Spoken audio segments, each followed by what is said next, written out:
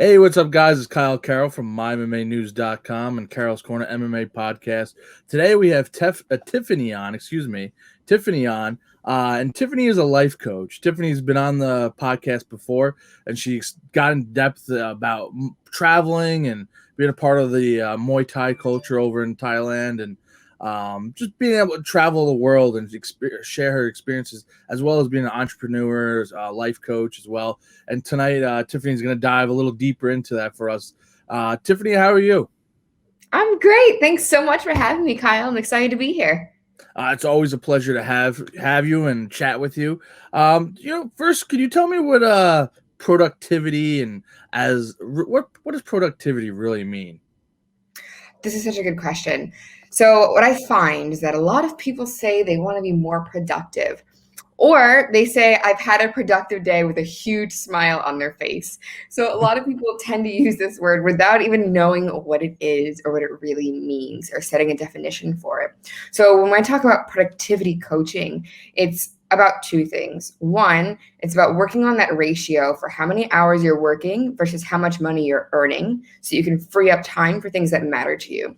So instead of working 40 hours a week for, say, $1,000, now you're working 20 hours a week for 1,000 hours. It's a ratio that you want to play with, so it's a numbers game there.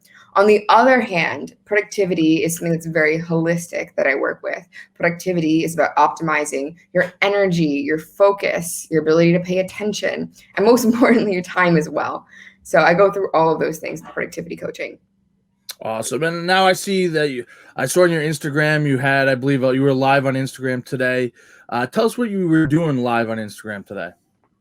So I did a Q&A on Instagram today. I have a spreadsheet, maybe 300 questions around productivity that have been asked. So I've been taking the time now to go and answer some of those questions. And also, it's a really great way to engage in the community and get to know who's following me. So I stayed on there for about 45 minutes answering questions, and I see there's definitely a need. I'll be doing that a lot more often in the future. Were there any questions that were more common than others? Anything you kept seeing repetitively that people were very curious about? Prioritizing and distraction tend to be the two main topics that people come to me with. Like, I'm constantly distracted. I'm mindlessly scrolling. I go to focus on something and then I do something else. Questions around this, or questions around everything on my list is important and urgent, so I can't prioritize. Like, I've already prioritized enough and there's just too much to do. It's the other question I get a lot. I think my boss at work could definitely use that. He's always, you make a list, and it happens to everyone. You make a list, you like the to-do list, start putting everything on there, and then all of a sudden the list is huge, and you're like, now I'm overwhelmed. Where do I start? How do I crunch it to what's important? And how do you prioritize? Like, what is the basics of, like, this is most important, this is most important, and go from there? Okay, so when it comes to prioritizing, the only thing that can be prioritized are goals. Goals need to be prioritized first, and then you can prioritize the tasks. So the priority, you need to have a goal first. You can't just start with a to-do list. So once you have a goal, then you should be able to see what is more urgent and important relative to the goal. Because relative to nothing, all tasks are created equal. They have equal energy. They all need to be done. But when you're able to look in relation to what needs to happen, that's when you can start to prioritize. Now, something I really love with coaching, with productivity coaching, is I always ask, do you use a to-do list? And usually I get the most proud smile. Yeah, of course I do. Except to-do lists are not productive for the reason you just mentioned. You write a to-do list, it goes too big. Now you're overwhelmed and you won't look at it. Or you're so overwhelmed by the ideas you have swirling around in your mind that you don't write a to-do list at all. And then if you're used to using one, the brain says, well, I don't have to do anything today. So to-do lists are not effective. You want to start with, what 3 things do I need to accomplish this week? And then come up with tasks based on that. If you come up with a list of everything there is to do, that list, it's never gonna go away. It's gonna be hanging on your shoulders the rest of your life. Yeah, absolutely. I know everyone's got errands and they're always putting them on a list, and then you're just trying to scratch it off. Oh, not enough time in a day. Scratch off the next day, and then 2 weeks later, you're still like working on that same list. It drives everyone nuts, including myself. I know there's always not enough time in the day. You always hear that phrase all the time. But there is. So why does this matter? Like, we see why it matters. What is it about it that you love so much? What about the productivity, being a coach and able to help people understand the goals and the importance of different things? Why do you love it so much?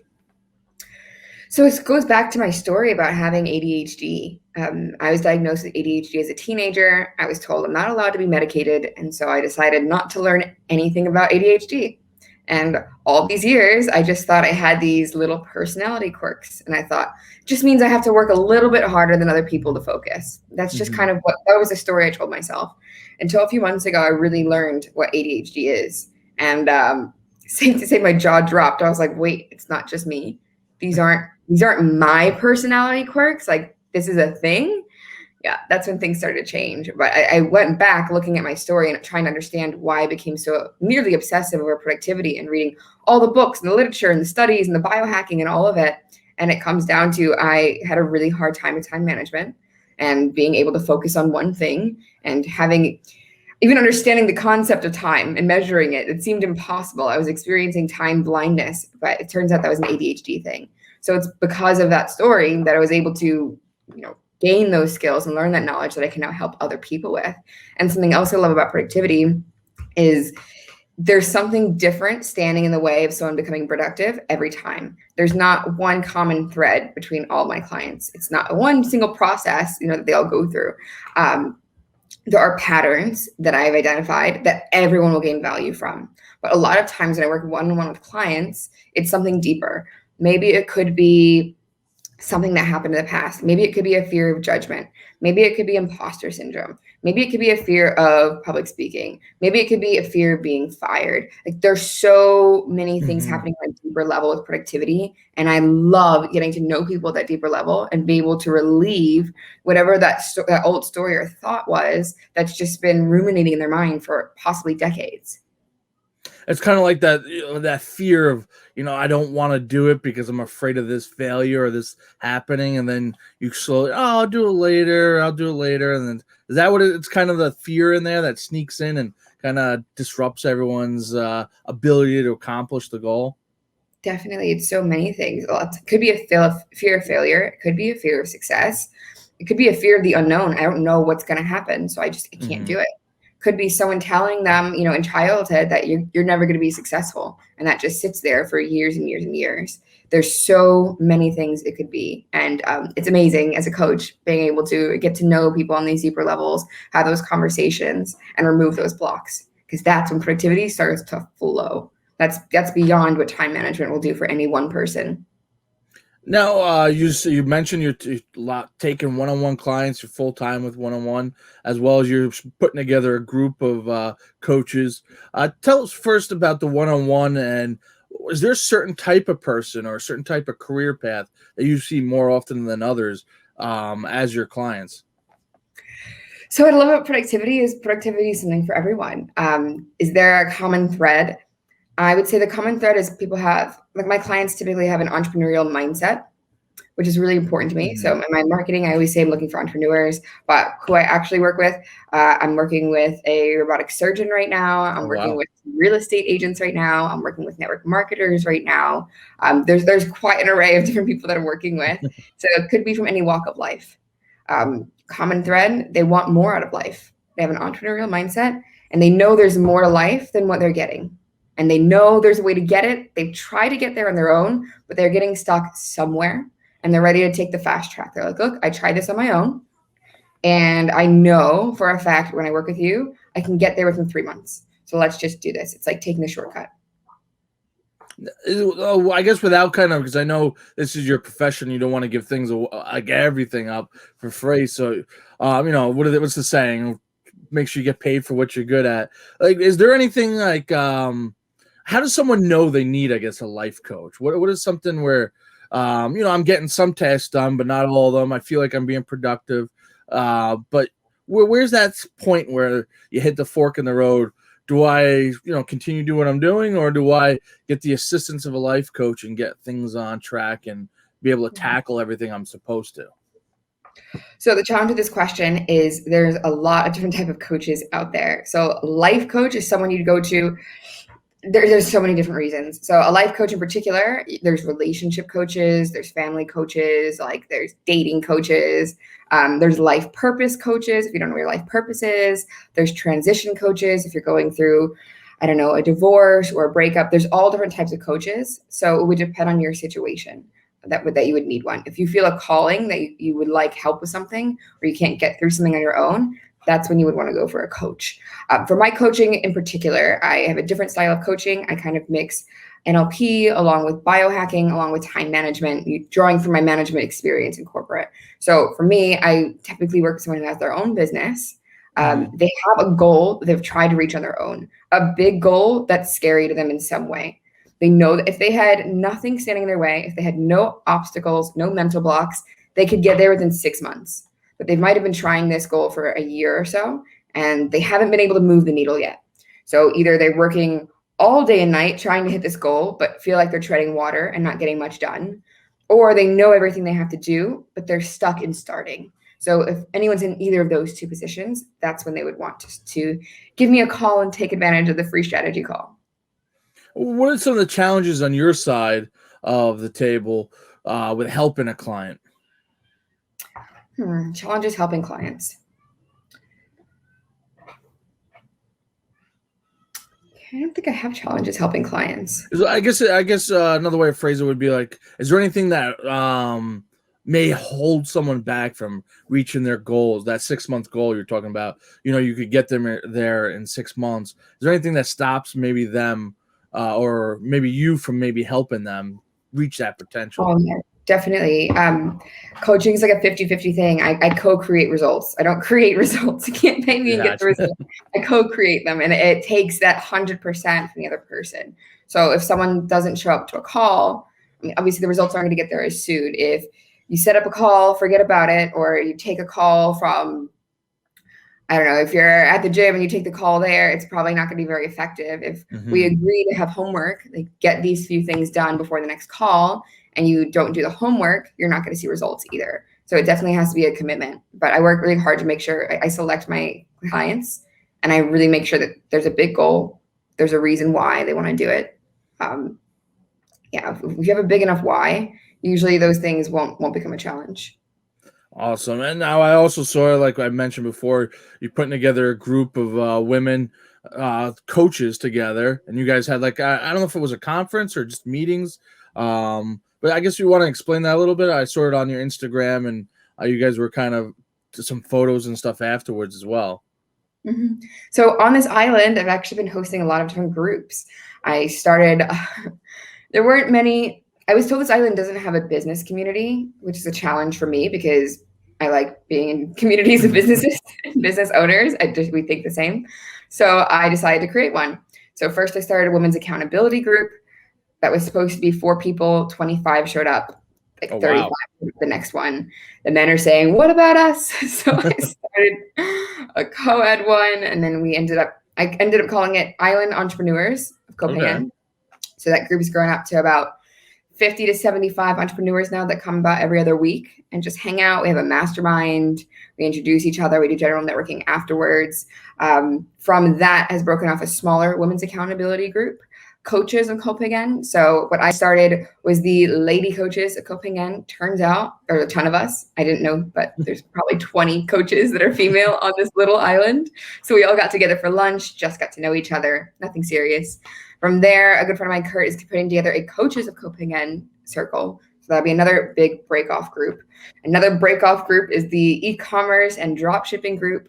There's another group separate from what I've done, which is the Bitcoin group and anyone that's into cryptocurrency trading. So really just putting together events with people that have like interests around making money. They're just helping each other up along the ladder.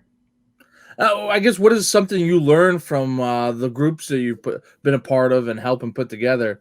What's something you learned from working with the other women and men that in the business community? So it's really helped me in understanding productivity from the entrepreneur standpoint. I would really love working with people who have their own business, like I said, and online as well. So it's difficult. A challenge for me working with someone, for example, would be if you are working at a job you absolutely hate and you're forcing yourself to get work done, you're not sleeping enough, and there's not a goal that you're working towards. I wouldn't be able to take on that kind of client, because part of productivity is creating a vision for where you're going, and enjoying the process and getting more joy out of what you're doing. So if you absolutely hate what you're doing, I'm not really going to be able to help. So I guess that's why I put entrepreneur in the marketing, because I want to work with people who are enjoying what they do. And it doesn't mean they have to have their own business. I was working with someone at Delta, and I work with someone that works in the oil industry as well. It could be any different industry, but someone has to really enjoy what they're doing, enjoy the community they're working with as well. Working with the other entrepreneurs, it's really helped me see what the big challenges are and what the language is. So, for example, a few months ago, if you asked me what I do, I'm helping business owners overcome self-sabotage. Now, I understand that a lot of business owners don't know what self-sabotage is, know how to identify it, or like self-diagnose with it. Like they don't self-evaluate and recognize it's a challenge. But distraction, oh man, every business owner is distracted. Absolutely. So it's helped me learn things like that. Awesome. And so you've mentioned you won't take on clients who, they're still trying to find their way. They haven't figured things out yet.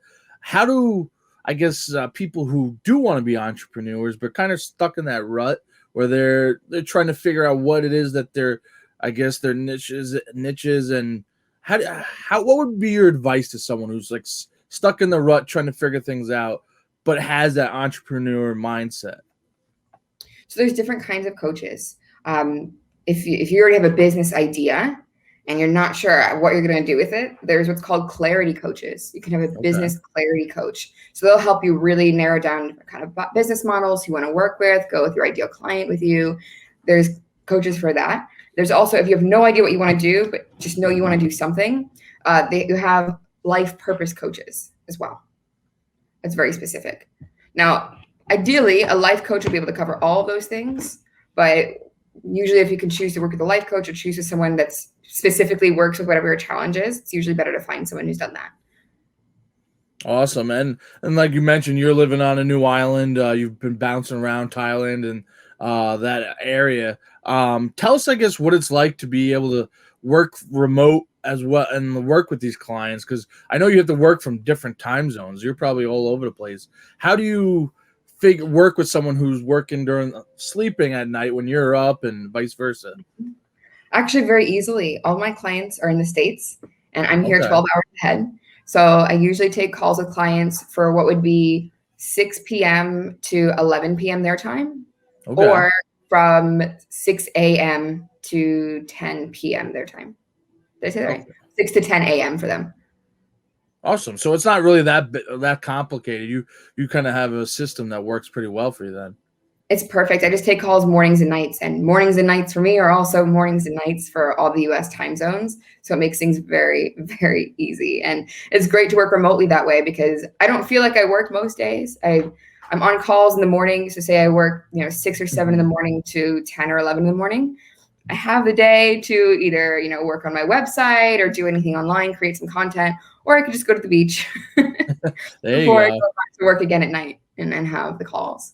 Yeah, I saw you paddleboarding the one day in one of your Instagram stories. I'm like, the sunset's coming down. You're paddleboarding. I'm like, you're living the dream right now. You really are. Like you're working full time. You're keeping busy. Things are going well, it seems, for you, and you're living, it looks like, in paradise. Yeah, I think the biggest thing I learned, and I touched on this in my Instagram live last night, is a lot of people say they want to be happy, but aren't willing to put in an hour, 2 or a week to create that happiness and joy in their everyday life. And something that I really make an effort to do is, especially, and I teach it to my clients as well, when I'm setting up my calendar, what am I going to do this week that's going to bring me joy? How can I add joy to my calendar every single day of this week? What can I do that's going to nourish my soul, make me happy? Whether that's who am I going to spend time with this week that gives me energy? So like, who are the energizer friends that I'm going to spend time with this week?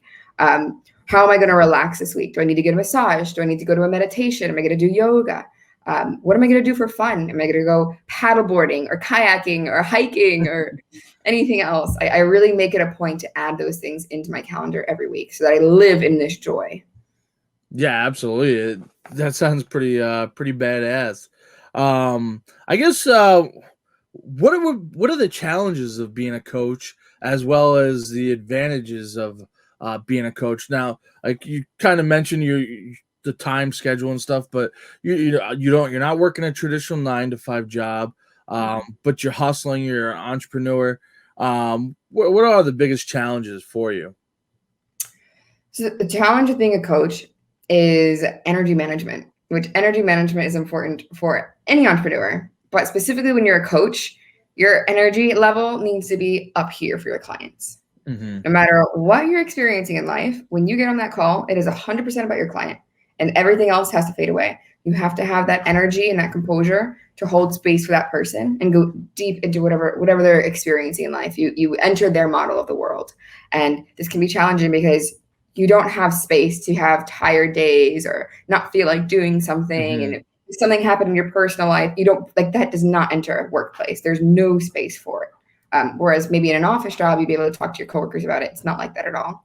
So maybe I hold myself to a higher standard with this. Like maybe this sounds extremist, but this is very much my belief on coaching. You have to manage your own energy. You have to make sure your cup is full. A lot of entrepreneurs, they're able to go and work, maybe 10, 12-hour days, 14-hour days, and hit that burnout phase of like working really hard and then forcing themselves to work and then burning out. You can't do that as a coach. You need to take care of yourself before you can take care of others. So self-care is a really important part of this, which is also, one of the advantages, right? I can't manipulate myself into working too hard because not only is it going to affect me, but it's going to affect my clients and ultimately my business. So it's kind of strategic in the way that I chose this profession as well, because it holds me accountable for making sure I'm exercising every day, making sure I'm eating proper, like I'm eating nutritious meals, and I'm having the fun that I can have, because the more energy I have, the more joy and happiness and fulfillment I have, the more I can share that with my clients and the better results they're going to get. So it's the challenge, but it's also the advantage. Awesome. And now I was about to ask, do you have a coach or multiple coaches or no coach at all? Yep. I actually just finished a contract with my LinkedIn coach. She's specifically a business coach for, gaining engagement and reach on LinkedIn.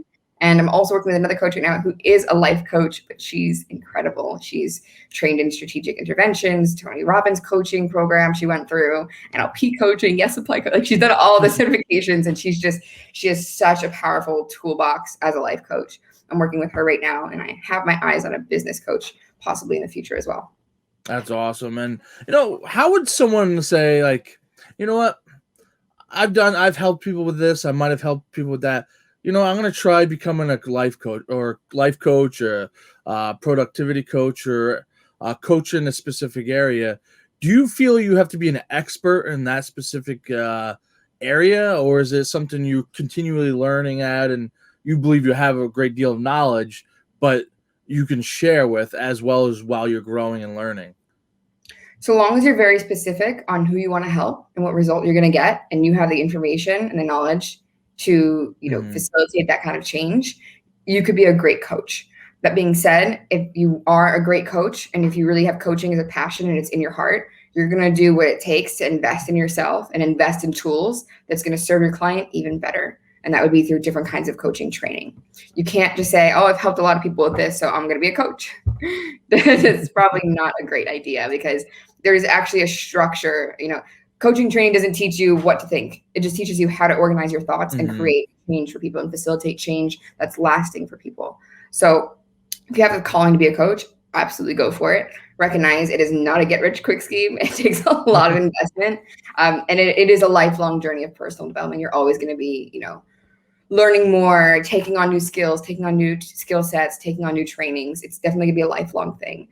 Don't let a lack of knowledge or imposter syndrome put you back from becoming a coach. But at the same time, know where that line is, whether you can really create those changes for people or not. Because I do believe there is a stigma because like I do believe in, coaches for certain things and helping people, guide them in a certain direction. And then you also get the people, like in any profession, who are scam artists, like you said, a quick get-rich-quick scheme. And they try to make it into that, and they might be very vague with what they're doing and stuff. What would you do to someone who's looking for a coach, trying to find the right one for themselves?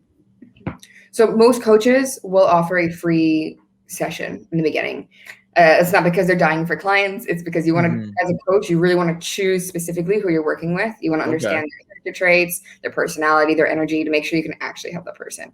So once you have that first call, you should have an idea of whether this person can help you or not. You can always look into their testimonial videos. You can ask, who else have you helped? What results have you gotten? What are your challenges? Who do you work with best? But recognize that first call is very much an interview. They're interviewing you, but you should also be interviewing them and getting to understand what it'd be like to work with them. Awesome.